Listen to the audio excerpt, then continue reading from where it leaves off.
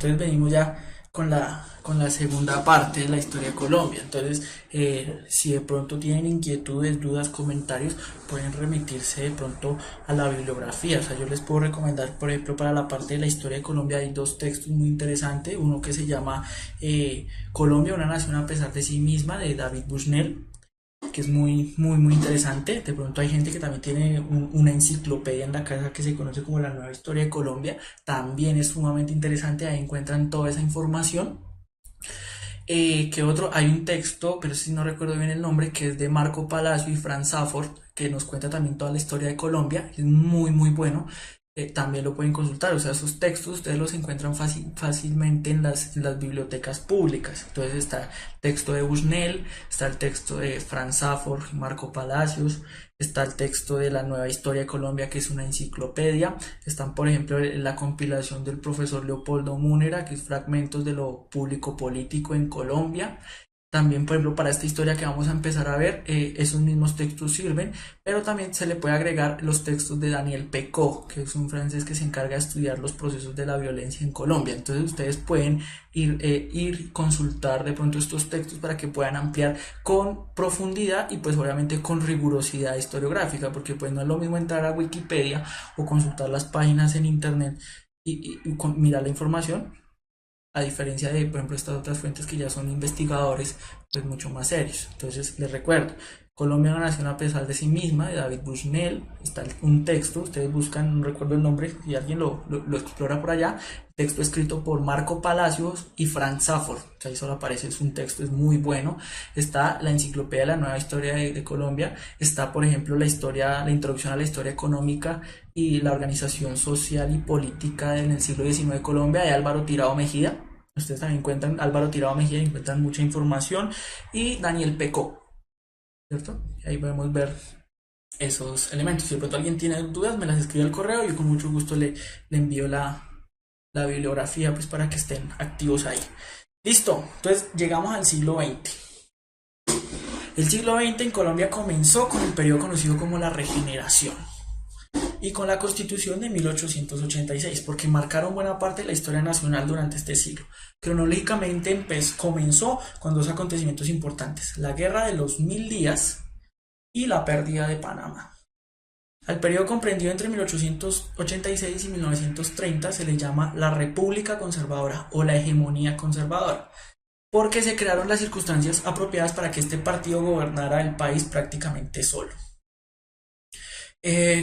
Tercero, con la modernización capitalista aparecieron las grandes fábricas y con ellas el crecimiento de las ciudades, la aparición de nuevas clases sociales, los obreros y los movimientos de protesta. ¿Listo? Entonces ahí tienen ese contexto de esa segunda parte que vamos a trabajar. ¿Hasta dónde vamos en la línea temporal? Hasta lo que se conoce como la violencia en la década de los 50. Por ahí pregunta José Alejandro Camelo, profe, para los pobres, ¿qué página nos recomienda para descargar? ¿Qué página? No, todo el libro. Porque es que, por ejemplo, el texto de Bushnell y el texto de Franz Safford y Marco Palacio es toda la historia de Colombia. Entonces ahí está todo el libro. Entonces es muy complicado. Depende, mire el índice y sus intereses y ahí decide qué leer. ¿Listo? Entonces, ahí tienen ustedes la definición prácticamente de las tres cosas que definen esto. Primero, la parte de la Guerra de los Mil Días, la pérdida de Panamá, la hegemonía conservadora y la modernización. O sea, es como la industrialización capitalista llegando a Colombia. Esto que va a generar lo mismo que generó a mediados del siglo XIX en Europa, el surgimiento de las clases trabajadoras. Y entonces aquí es donde va a empezar a generar una serie de conflictos sociales muy fuertes que van más allá de lo liberal y lo conservador. Entonces, toda esta amalgama, toda esta pelea entre liberales y conservadores, este surgimiento de la clase trabajadora asociado a los movimientos sociales de indígenas, estudiantes, etcétera, va a generar el caldo de cultivo o va a generar esa piedra angular de lo que va a ser el conflicto armado en Colombia. ¿Listo? Entonces, para que estén muy pendientes de eso.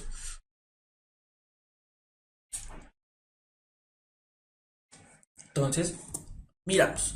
Entonces, el capitalismo y la modernización en Colombia se da principalmente con la regeneración. Ya sabemos que la regeneración fue los conservadores, hicieron con el poder prácticamente constitucional, asociaron todo a lo religioso, a la moral, ¿cierto? Entonces, por eso se asume como el inicio de la hegemonía conservadora, ¿cierto? La Constitución de 1886, esto se caracteriza también por una lucha contra el liberalismo radical, que era el liberalismo federal de los Estados Unidos de Colombia, que es la república que desaparece con la Constitución del 86, y el concordato, que es la relación que establece el Estado con la Iglesia Católica. ¿Cierto? Su consecuencia principal es se establece una economía, una hegemonía conservadora. ¿Esto a qué nos lleva? A guerras civiles, principalmente la de los 1000 días. La dictadura de Rafael Reyes por allá en 1905-7, no recuerdo bien, la separación de Panamá y el movimiento republicano. Por el otro lado tenemos que, como estamos en un proceso ya de modernización industrial, entonces nos vamos a convertir en una economía netamente cafetera. Vamos a ver solamente principalmente exportadores de materia prima. Empréstitos, aquí hace referencia a ya al origen de la deuda externa, porque los empréstitos son los préstamos que tenemos con otros países y la dependencia de los Estados Unidos, ¿cierto? Entonces ahí empezamos a crear un vínculo muy importante con Estados Unidos. ¿Por qué? Porque desde los tiempos de la independencia, esa era una de las tantas diferencias entre Santander y Bolívar, Santander quería aliarse como potencia civilizadora con Estados Unidos. En cambio, Bolívar quería aliarse como a esa potencia que como que nos arrastrara en su desarrollo a Inglaterra. Entonces estos manes tenían todo contrario, por eso a la final incluso uno casi mata al otro. Entonces, a la final, como lo que sabemos, termina triunfando el proyecto santanderista, entonces generamos desde entonces una dependencia económica con Estados Unidos. ¿Sí? Entonces ocasiona proceso de industrialización, se moderniza el país, entonces ya empieza el surgimiento de la industria y con el surgimiento de la industria aparece la clase trabajadora, hay un crecimiento económico, las primeras fábricas y la aparición de clases sociales. ¿Listo? Guerra a los 1000 días. Entonces, ¿qué pasa? Toda esta coyuntura de la regeneración, la constitución de 1886 nos va a llevar a esta confrontación bélica, conocida como la guerra a los 1000 días. ¿Por qué? Porque pues dura 3 años. Entonces, pues, se denomina y se llama guerra de los 1000 días. Con la hegemonía conservadora, la oposición liberal se radicalizó con la muerte de Rafael Núñez en 1894. Rafael Núñez era uno de los principales líderes de la regeneración. Y el ascenso presidencial de Caro, que era el otro líder de la regeneración, quien optó por una mayor represión. Los liberales se lanzaron a la recuperación del poder político mediante actos de oposición armada.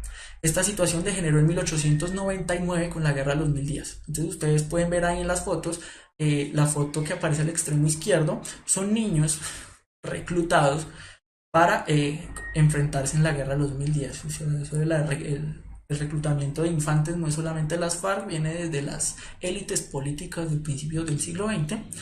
Y siguiente tenemos a los principales líderes bélicos y políticos liberales de la guerra de los 1000 días. Entonces ahí tenemos a Rafael Uribe y a Benjamín Herrera.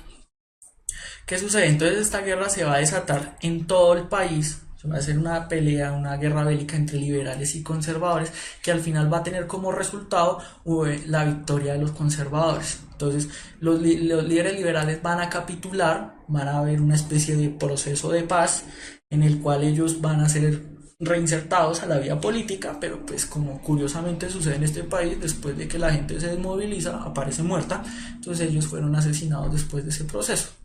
¿Listo? Entonces ahí vemos como los liberales pierden, entonces ahí la hegemonía conservadora se va a consolidar y pues prácticamente se va a mantener hasta 1830, porque los liberales van a quedar sumamente mermados después de este fracaso estruendoso y aparatoso bélico y político. ¿Listo?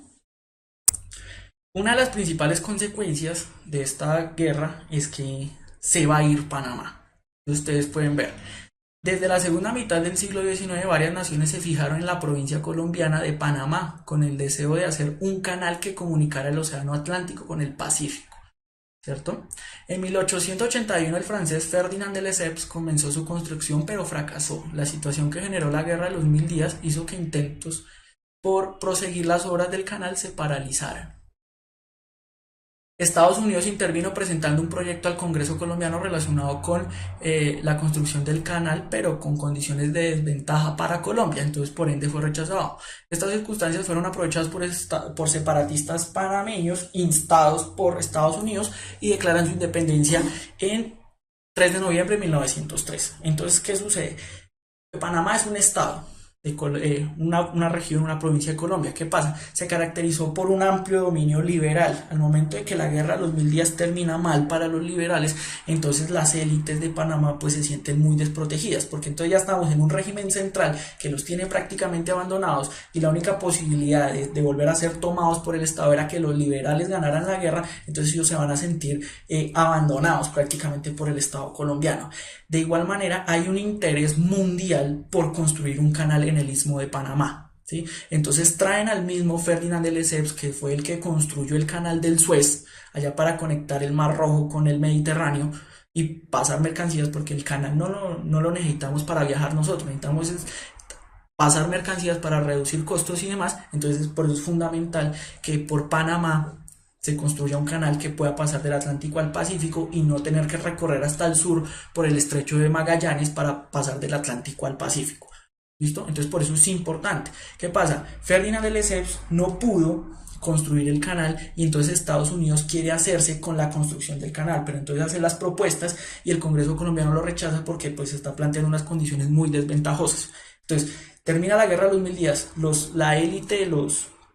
la élite panameña pues está inconforme porque son liberales y perdieron la guerra. Entonces Estados Unidos va a aprovechar esa desazón de los panameños y va a instar la separación de Estados Unidos, de Panamá de Colombia en 1903. Entonces efectivamente se separa Panamá, Estados Unidos se hace con la construcción del canal de Panamá y no va a devolver el canal hasta dominios del Estado panameño hasta 100 años después, hasta 2003, ¿cierto? Entonces Estados Unidos la hizo en grande, le quita un territorio a Colombia, se apodera de Panamá, surge la República de Panamá, pero el canal es norteamericano. ¿Listo? Entonces, si quieren leer más, ahí está el texto, les puse la foto de la portada, que ven ahí de mano derecha, se llama El Panamá colombiano en la repartición imperialista. Es escrito por el profesor Renan Vega, Sandra Jauregui y Luis Carlos Ortiz. También es un texto que consiguen en las bibliotecas y es como lo más diciente y lo mejor investigado en relación a todo este proceso de la separación de Panamá. ¿Listo? Entonces ahí vemos cómo es nuestro amigo Estados Unidos, que desde los tiempos de Santander se alió con Estados Unidos, pero pues si hay que desmembrar a Colombia no hay ningún problema. Y pues los panameños en mucho agradecimiento hasta la bandera la hicieron parecida a la norteamericana y por eso se las puse ahí para que la vean. Y pues como a Colombia nunca le ha interesado todo, porque pues como todo se controla aquí desde Bogotá y pues a la élite de aquí pues no le interesa lo que pasa al otro extremo, entonces pues, que se lo lleven, ¿cierto? Sí, no tenemos una clase política interesada en preservar la integridad territorial, entonces no, es un saludo a la bandera. ¿Listo? Entonces ahí tenemos ese contexto, tenemos el contexto de la guerra, entonces los liberales ya están calmados porque igual perdieron, los mataron, tenemos la parte de Panamá, perdimos una parte del territorio.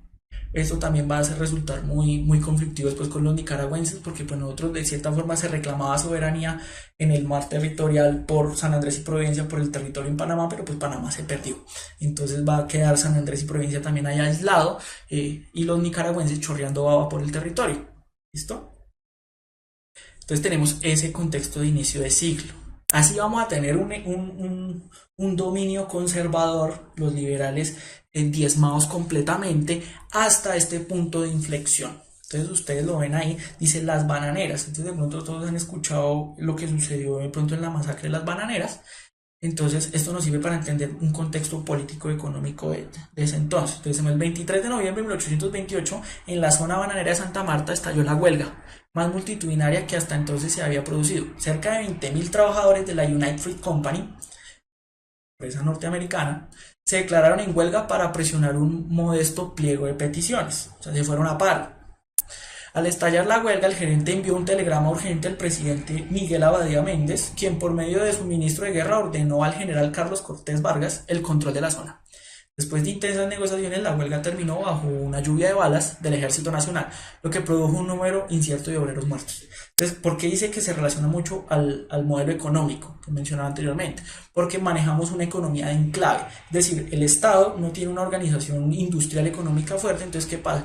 Hay secciones del territorio que se los entrega a empresas transnacionales para que ellos usufructen el territorio y se lleven pues lo que produzcan en esa zona. En este caso el enclave es un enclave bananero en la zona cerca a Santa Marta, controlado por la United Fruit Company, pues prácticamente es un enclave. Cuando los trabajadores exigen mejores condiciones laborales, entonces ya ve cómo aparece la represión del Estado. Pues el Estado no le garantiza a usted salud, educación y trabajo, pero sí le garantiza que lo puede rellenar de plomo.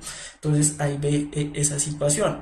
Esto no se supo hasta que un tal Jorge Eliezer Gaitán denunció la situación y eso fue en el Congreso y quedó allá en la élite política de Colombia en ese entonces. Pero solo hasta que un tal Gabriel García Márquez le dio por escribir lo que sucedió en la masacre de las bananeras fue que prácticamente todo el país conoció qué fue lo que sucedió en las bananeras. Entonces, ahí tienen el párrafo por si lo quieren leer.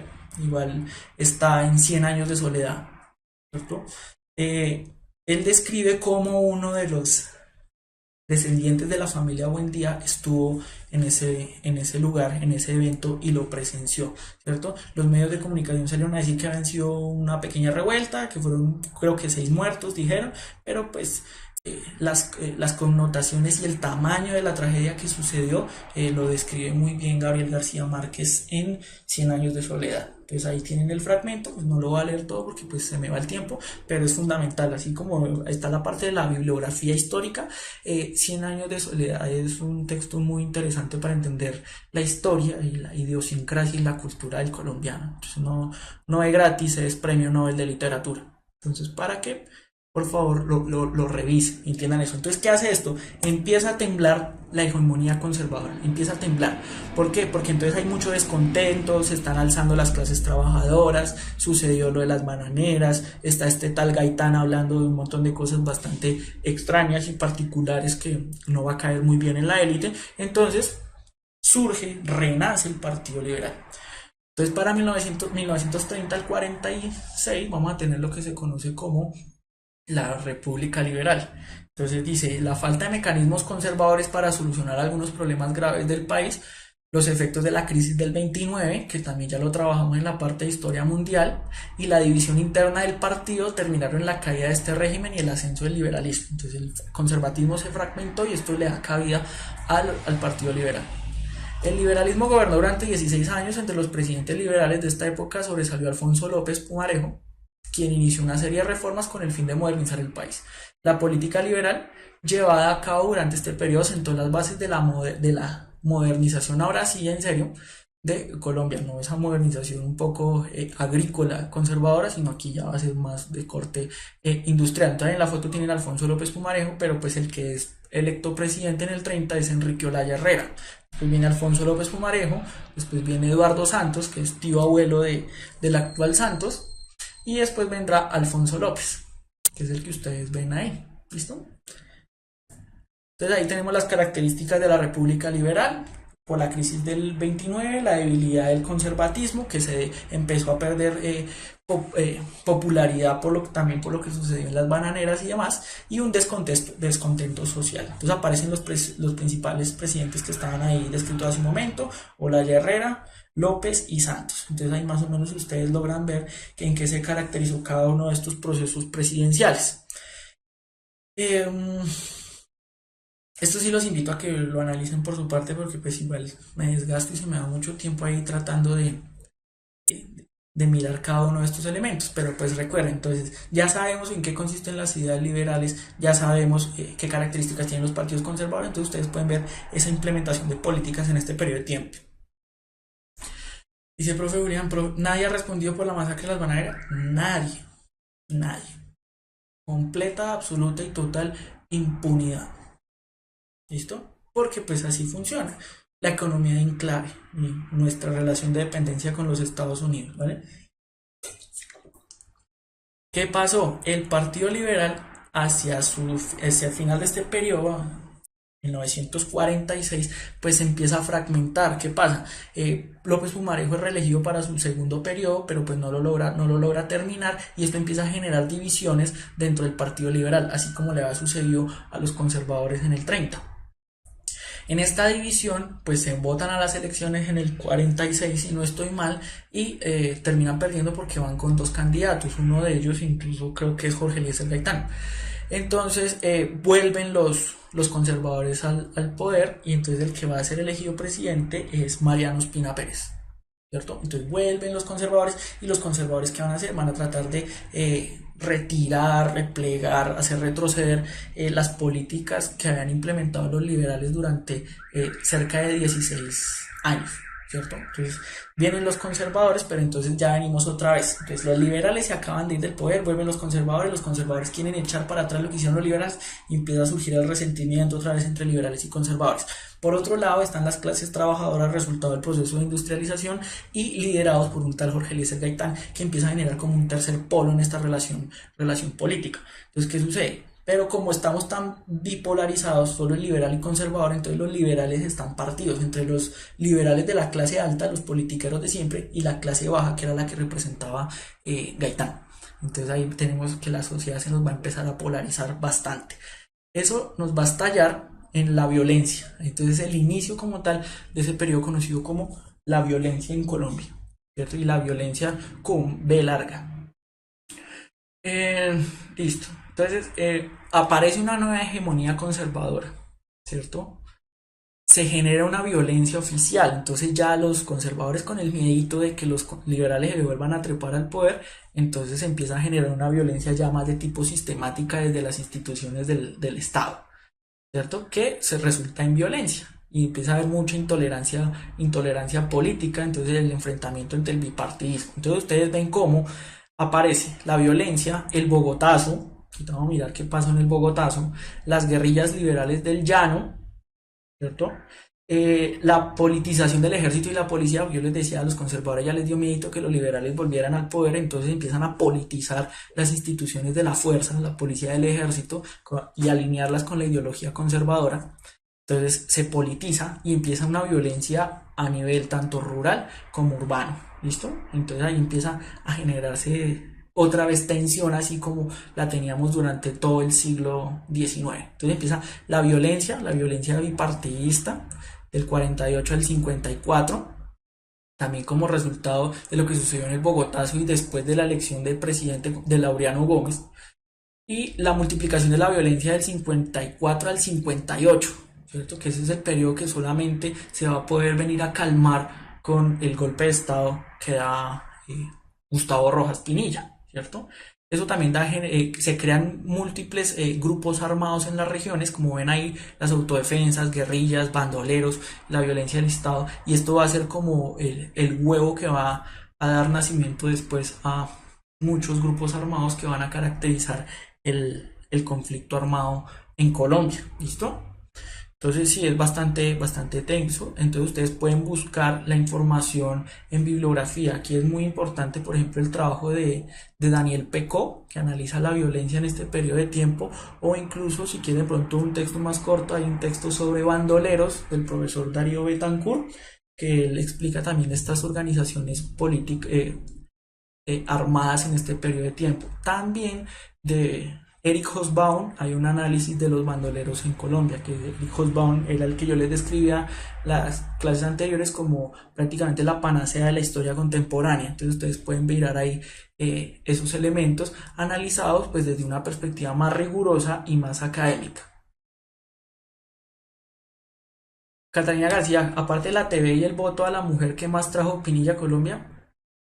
Pinilla se caracterizó por ser eso que llaman populismo, muy parecido a lo que después haría Perón en Argentina y demás, ¿cierto? De cierta forma trata de congraciarse mucho con las clases populares, por eso están esos elementos de la TV y el voto, educación y otras cuantas reformas más de tipo asociadas con las clases populares. Pero si me lo pregunta qué fue lo más significativo que logró traer a este periodo, primero, sacó a los conservadores del poder, eso era fundamental.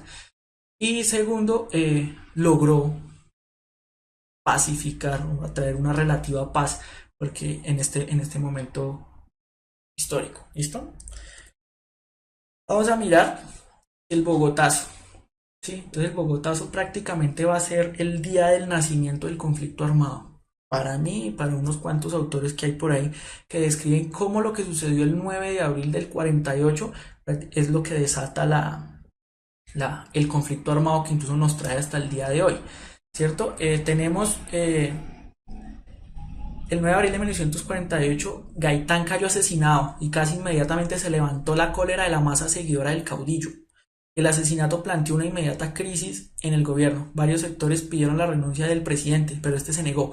Solo en ese día en el país murieron más de 1.500 personas. ¿Cierto? Entonces ahí está esa información. Hay un elemento que es muy curioso y muy llamativo. Hay una entrevista que se le hace a, a la hija de Jorge Eliezer Gaitán. Ella manifiesta que su padre no tenía ningún miedo de morir porque tenía la plena certeza de que si alguien lo mataba, en Colombia pasarían más de 50 años antes de que las aguas retomaran su nivel normal. Pasaron más de 50 años y esta vaina seguía encendida. Entonces tenía también como un carácter profético Gaitán, Jorge Eliezer Gaitán, que hay mucha gente que se confunde y lo confunde con Galán, pero no, es Gaitán, ¿cierto? Entonces el Bogotazo sucede el 9 de abril del 48. Gaitán representaba a esa clase popular que estaba agremiada principalmente oficialmente en el Partido Liberal, pero entonces al momento de suceder este evento, esta tragedia de que es asesinado Jorge Eliezer Gaitán, los líderes del Partido Liberal pues la venden muy barata al gobierno conservador, aceptan unos cuantos puestos, se dividen ministerios y demás. Entonces la clase popular queda muy ardida porque pues se destruyó prácticamente Bogotá, 1.500 personas muertas y pues una revolución o las ideas de Gaitán no se veían por ningún lado. Entonces ahí ve cómo está esa fragmentación entre el Partido Liberal, los de la élite, los dirigentes y las clases bajas que representaba Gaitán. Entonces por eso las clases bajas quedan también con su desazón y esto va a generar como un tercer excluido en esa relación liberal y conservadora, y ese tercer excluido va a ser como la representación de movimientos sociales, populares y demás, que van a generar pues un actor, un agente muy importante en el desarrollo de la historia, en lo que va a venir después en Colombia. Entonces, creo que eso es todo. Aquí están las preguntas, entonces por favor para que las miremos rápidamente y ustedes me cuentan cuál puede ser la respuesta. Igual creo que con la explicación eh, pueden llegar muy fácilmente a la respuesta. Es para que por favor la lean mientras tomo agua.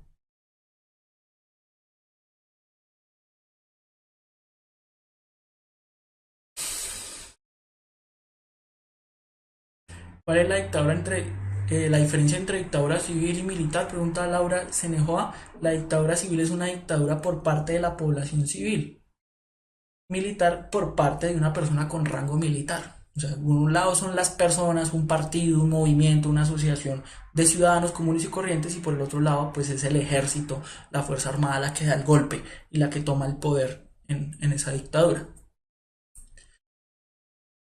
Entonces dice, esta caricatura que data de 1930 pertenece al reconocido dibujante antioqueño Ricardo Rendón. En ella se ve en el costado izquierdo al entonces presidente de la República, el conservador Miguel Abadía Méndez, quien gobernó el país entre el 26 y el 30, y a su lado el general Carlos Cortés Vargas. La caricatura hace alusión a un contexto social y político caracterizado por... Karen Gómez me dice que es la B, la represión del gobierno conservador contra los movimientos campesinos y sindicales. Entonces vamos de una vez a descartar porque igual estamos cortos de tiempo y veo que la gente ya no está opinando. Entonces debe ser que ya se están yendo. Entonces para Danilo, Kelly, Danilo y Kelly dicen que la A, Daniel y Nicola dicen B, Danilo A. Entonces vamos a mirar. D, la colonización de la frontera amazónica por el Estado colombiano. No, eso no sucede. O sea, no hay como tal un proceso de colonización de la frontera amazónica, ni mucho menos en ese tiempo. C. El surgimiento de guerrillas campesinas influenciadas por las ideas de la Revolución Cubana, porque la Revolución Cubana es hasta 1959. Sí, y aquí estamos hablando de 1900, del periodo de 1930, entonces tampoco es. A. Los enfrentamientos armados entre liberales y conservadores por el acceso al poder. No, en este momento recuerden que hay una relativa paz. Por ende sería la B, porque Miguel Abadía Méndez y el nombre del perdón, del general Carlos Cortés Vargas. Yo los describí y los mencioné cuando estamos hablando de las bananeras. Entonces ahí ustedes pueden ver en la caricatura cómo está el presidente y el general, y al lado tienen pues todo el desfile de los acostados, los difuntos. Sí, porque está haciendo referencia a ese proceso de represión del gobierno conservador contra el movimiento sindical que había en las bananeras. ¿Listo? Siguiente. Para que por favor vayamos leyendo y hacemos el análisis de la respuesta. Sí, efectivamente, Nicola, ahí aparecen los muertos en la caricatura. Igual también si la buscan en Google la encuentran con mejor definición. Listo, Gonzalo Arango en su poema Gaitán afirma: Gaitán tenía la talla de un héroe y de un profeta. En ese espíritu ardía la llama mística del hombre predestinado a la liberación de un pueblo, el hombre que era reclamado desde el fondo del dolor y la desesperación popular, pues él era un poeta del poder. Nunca antes hubo otro más grande en las repúblicas americanas, como no fuera aquel que las fundó con su soplo de libertad, del que heredó el fuego sagrado. Aunque este poema describe algunas de las características de Gaitán, puede afirmarse que no sería útil para caracterizar su ideología política, porque la anterior, Jesús Alberto, era la B, la que salía el presidente Abadía Méndez. Estamos mirando la del poema de Gonzalo Arango. Es para que por favor me comenten allá.